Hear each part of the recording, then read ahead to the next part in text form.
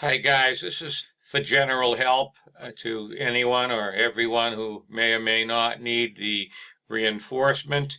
Um, what you have is a problem that's already been worked out for you, so I'm not going to go through the details. Apparently, the transactions had already been recorded for you when you would open up the problem, so you can see A, B, C, D, E, F, G, H, I, whatever. You can see all those transactions already recorded. Debit cash, credit capital, B. You saw a credit to fees earned there. That was on account. So you debited accounts receivable, your credited fees earned, debits and credits are equal. And in C, you have a account payable credited here. Let's see what they bought on credit here. So we're looking for the office equipment. That's what happened there. They bought a piece of office equipment on credit, so they debited office equipment for $1,900. They credited accounts payable. In C and D, they paid part of it by a debit to reduce accounts payable and a credit to cash to reduce accounts payable. Okay, you can see in the account balance here that the 19 was opened up with that entry C and then reduced by 500 as a debit would do. So at the end of the month, you would get the total debits and credits. If the credits exceed the debits, as they do here, you're going to have a credit balance of 1,400. Okay, so in D, they paid cash. So I'm just trying to chase the transactions down here and trying to make it as quick as I can. So that was the account payable that they paid off. And then in E, it looks like they paid another $200 for something. And that $200 was from the payment of utilities expense, debit and credit.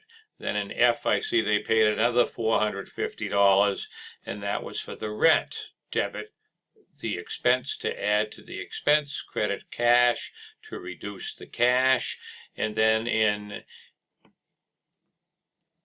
G, I see a addition to cash here, a debit to cash, 4,500, and apparently the person that owed us the money from B, you recall there was a revenue earned, so that we set up the account receivable when we debited accounts receivable and credited the fees earned account, and now we are collecting part of that that 7,000 over here.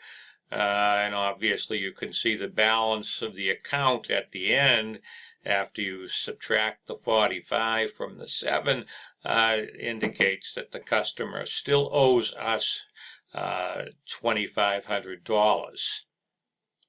Then in H, I see a $400 debit to equipment indicating that they purchased another piece of equipment for $400 and they used cash. So we just shifted out of one asset into out of the cash account into the equipment account, adding to equipment. As you can see, the balance of the account is $2,300. That's certainly going to go to the trial balance, which is the rest of the problem. All of these balances are going to go to the trial balance. So anyway. So at the last one here, at the end of the month, the owner, Brick Jude here, withdraws $1,100 cash out of the business for personal use. So you know that instead of going directly into the capital account, as we did back in Chapter 1, we debit the withdrawals account and we accumulate for this month. It's only a $1,100. Eventually that'll get debited into the capital account to show the reduction that will actually take place when we close the book. So we took money out, wrote ourselves a check for $1,100 and had recorded that in the cash account. So I went through the transactions with you. I let the author get me the footings, FOOTINGS, which are the totals of each column, are done for you so that the total of the debits is greater than the total of the credits. So we subtract the 2650 from the 15,500 and get 12,850. That's the account balance of the asset cash, which will go to the trial balance first and then over to the balance sheet as an asset if we were going that far. Same thing with accounts receivable, which we just spoke of. There was a single debit and a single credit, so we popped the totals down and then always subtract the lesser column from the larger column, and you'll get the balance on the larger side. So that we have a $2,500 balance in accounts receivable that's owed to us. That'll go to the trial balance as a debit balance, eventually to the balance sheet because it's an asset. And the office equipment, we had 2 purchases totaling $2,300, no reductions. $2,300 then is the balance.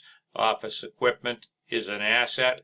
It'll find its way first to the trial balance as a debit and then to the balance sheet in the assets section. A note, the accounts usually are numbered with assets prefixed with the number 1, as you can see.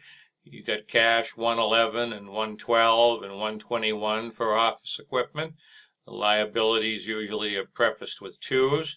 Not necessarily, but it's fairly common to see the order of the ledger start with 1s and go to 2s and 3s and so on.